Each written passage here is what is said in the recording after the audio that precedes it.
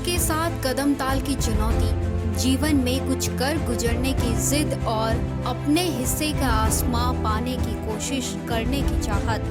देखिए हर शुक्रवार हमारे साथ आधी आबादी की बात उत्तरजन टीवी यूट्यूब चैनल पर।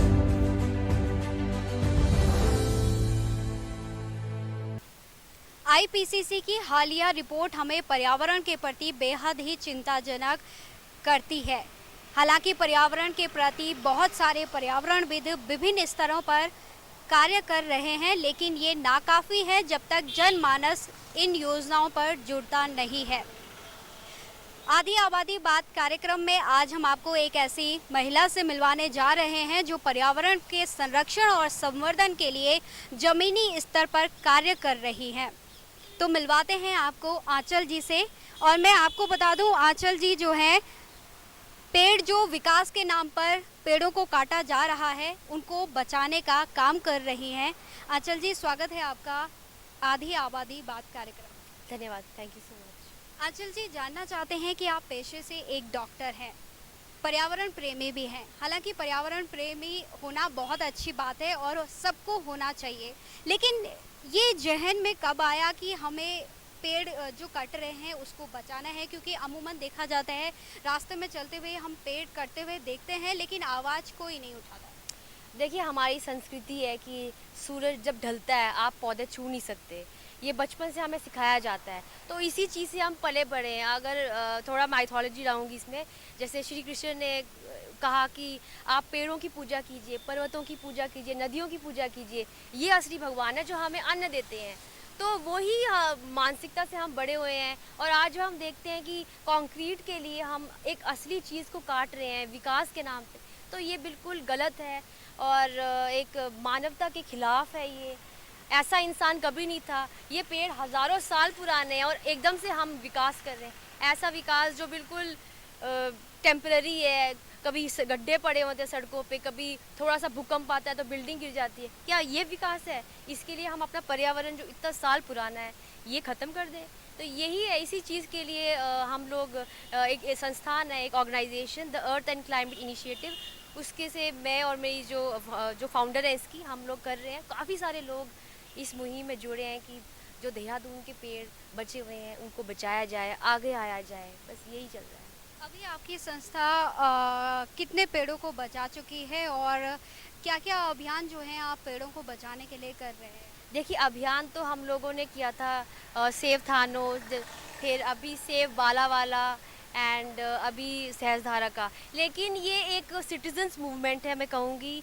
इसमें हर शहर का बंदा जुड़ा हुआ है। ऐसा कुछ नहीं है कि ये मेरा बिल्कुल मूवमेंट नहीं है, लोगों का मूवमेंट है।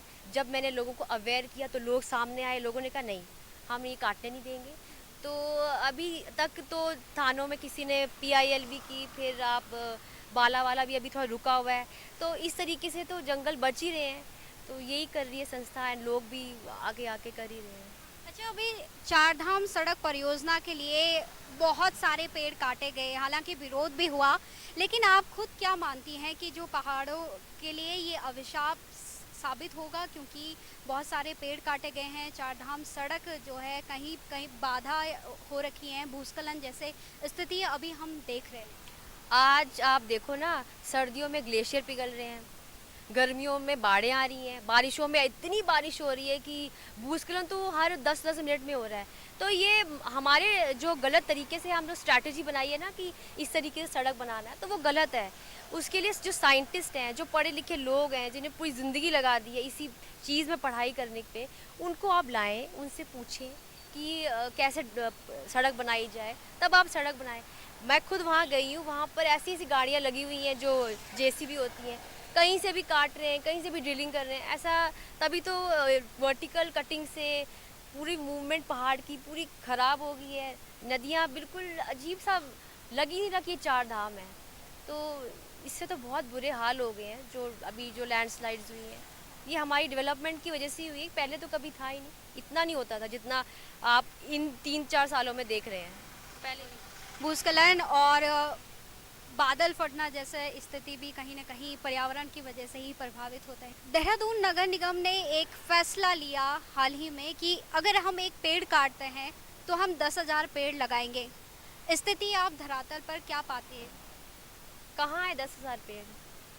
मुझे तो पेड़ कम ही नज़र आ रहे हैं, पहले से बड़ा हुआ तो कोई पेड़ नहीं है। ये वही पेड़ हैं जो 50 या 100 साल पुराने हैं। नया पेड़ तो मैंने देखा नहीं, देखा होगा तो वो सूख गया होगा, मैंने देखा नहीं। ऐसा कुछ होगा तो पता नहीं। अच्छा, ये भी जानना चाहते हैं कि अभी हरेला पर्व हर साल मनाती है हमारी सरकार, करोड़ों पौधे भी रोपे जाते हैं, उस पर भी कुछ आपको स्थिति में बदलाव कुछ नज़र आया? देखिए, हरेला पर्व में पौधे लगाते हैं सब लोग, अच्छी बात है, लगाना चाहिए, लेकिन उनको मेंटेन भी करो। उस टाइम उस दिन वो होता है कि चलो हमने करके छोड़ दिया, ये फिर फ़ोटो ऑफ वगैरह जो होता है, तो इस चीज़ को सीरियसली नहीं लेते। हमने भी देखा ऐसे हरेला पर्व पे जो पेड़ लगाए थे वो 2 महीने में सूख के बिल्कुल सड़ गए, कोई देखभाल नहीं की। तो ये हरेला पर्व कहाँ से हुआ? तो सरकार को ध्यान देना चाहिए। देखिए, सरकार क्यों नहीं ध्यान देती? क्योंकि लोग आवाज़ नहीं उठाते।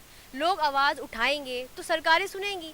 अभी मैं आपको बताऊं, सहस्त्रधारा में एक पेड़ कट रहा था, मैंने उनको सिर्फ 2 चीज़ बोली, मैंने कहा काटिए मत। उनके पास परमिशन भी थी एंड 10-15 मिनट में उन्होंने छोड़ के चले गए कि हम नहीं काटेंगे। इतना सिंपल है।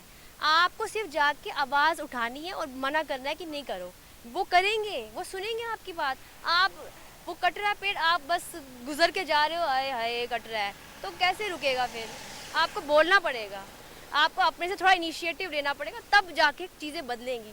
किसी पर उंगली उठाने से कुछ नहीं होगा, वो उंगली आपकी वहीं रहेगी और काम होते रहेंगे।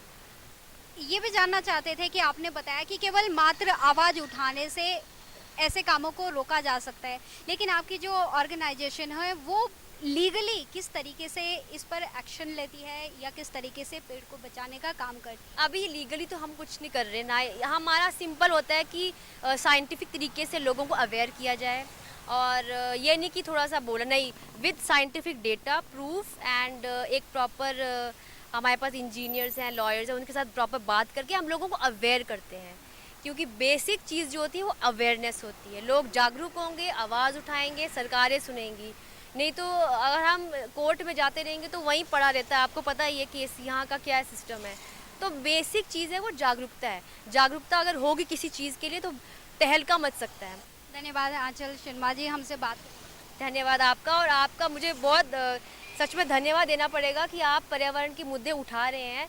क्योंकि आज के टाइम में कौन इतना छोटे छोटे लोगों को इतनी बड़ी बड़ी मुद्दे दिखते हैं। हमारे ये जो पेड़ हैं, जो असली हमारे, अभी कोरोना में ऑक्सीजन की सबको कमी हो गई थी, यहाँ ऑक्सीजन, वहाँ 50-50 हज़ार 1-1 लाख के सिलेंडर ले रहे थे। तो वो ऑक्सीजन कहाँ से आ रही है? इन पेड़ों से तो आती है। इन पेड़ों से निकलती है हवा, वो कंप्रेस होकर सिलेंडर में भरी जाती है। और ये नहीं रहेंगे, हमारी समुद्र खराब हो जाएंगे, हवा नहीं आएगी, आप तो झीलोगे, आपके बच्चों के बहुत बुरे हाल होने वाले हैं। अभी आप बाकी देश देखिए ना, उनमें ऑलरेडी देखा जा रहा है, वो डेवलप्ड हो चुके हैं। हमसे ख़राब उन्होंने काम कर लिए, हम उसी रास्ते पे जा रहे हैं। वहाँ पे तो माइग्रेशन शुरू हो गई है, पानी ख़त्म हो गया है, पेड़ों से पानी आता है, बारिश होती है, वो सब ख़त्म हो गया, तो वो आगे पीछे शिफ्ट हो रहे हैं, तो हम वहीं जा रहे हैं। और हमारा जो कंट्री है, भारत देश महान क्यों है? क्योंकि पर्यावरण संरक्षण हमारी मूल जो प्रकृति है वो है, वो ही मिट रही है। तो फिर हम और अमेरिका और बाकी देशों में क्या फ़र्क होगा? आप स्विट्ज़रलैंड को कहते हैं बड़ा प्यारा स्विट्ज़रलैंड, उत्तराखंड कम प्यारा है? ऐसे ऐसे प्यारी प्यारी यहाँ पहाड़ियाँ हैं, जंगल है, जम्मू कश्मीर कोई कम प्यारा है? इतना प्यारा है। तो आप अपने इन्वायरमेंट को प्यारा रखो। इकोनॉमी इकोलॉजी के अंदर आती है, सबसे पहली बात है। इकोलॉजी अलग नहीं है, इन्वायरमेंट के अंदर इकोलॉजी आती है, उसी के अंदर हमारा पैसा सब कुछ उसी में है। एक भूस्खलन से कितना नुकसान हो जाता है कारोबार का, तो आपको संरक्षण की तरफ जाना पड़ेगा, तभी हमारा देश बहुत तरक्की करेगा। बस यही कहना। बिल्कुल, आंचल शर्मा जी का भी यही कहना है कि हमें पर्यावरण संरक्षण के प्रति जो है बेहद ही चिंताजनक होना पड़ेगा और उसके संरक्षण और संवर्धन के लिए छोटे छोटे स्तर पर भी जो है काम करने होंगे। आधी आबादी बात के कार्यक्रम में आज इतना ही। मुझे दीजिए इजाज़त। नमस्कार।